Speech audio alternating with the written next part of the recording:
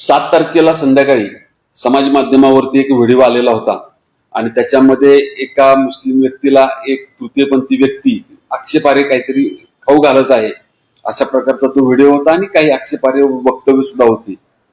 त्यानंतर त्या व्हिडिओची शहानिशा करताना आमच्या असं लक्षात आलं की 6 तारखेला जेव्हा आंबेगाव पोलीस स्टेशन मध्ये एक जनावर वाहतूक करणारा ट्रक पकडलेला होता त्याच वेळची ही घटना आहे.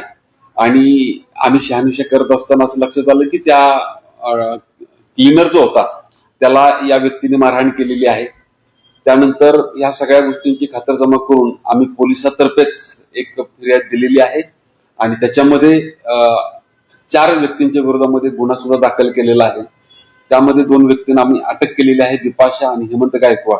सध्या पोलिसांच्या कोठडीत आहोत आणि आज आम्ही कोर्टापुढे प्रोड्यूस करून त्यांना पोलीस कस्टडी घेऊन नेमका त्यांचा हेतू काय आहे, उद्देश काय आहे, की मुद्दाम या रमजानच्या महिन्यामध्ये द्वेषमूलक वक्तव्य केलेली आहेत, तो कोणी केलेला आहे, त्याचं एडिटिंग कुठं झालेलं आहे, या सगळ्या पार्श्वभूमीवरती पोलीस कस्टडी घेण्याचा आमचा आजचा प्रयत्न राहणार आहे. ते खरंच गायची वाहतूक करत होते का किंवा त्यामुळे त्यांनी त्यांना मारहाण केली? ती गायची वाहतूक करत नव्हते, त्यांना तसा संशय होता.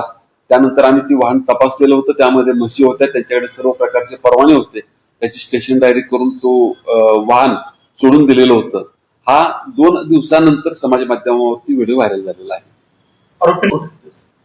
काल रात्री 12:30 वाजता दोन्ही आरोपींना आम्ही अटक केलेली आहे आणि आज कोर्टामध्ये आम्ही पोलीस कोठडी घेण्यासाठी प्रोड्यूस करतो.